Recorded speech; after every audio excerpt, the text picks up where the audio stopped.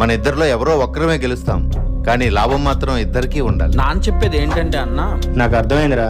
నువ్వు గెలిచావనుకో నా వ్యాపారం జోలికి రాకు, ఒకవేళ నేను గెలిచాననుకో నీ వ్యాపారం జోలికి నేను రాను. జనాలు తిరగబడతారేమో సార్. బయట మీద శత్రువులమేరా, లోపలే ఈ చుట్టరికాలు. జనాలు వాళ్ళే కొట్టుకొని చేస్తారు.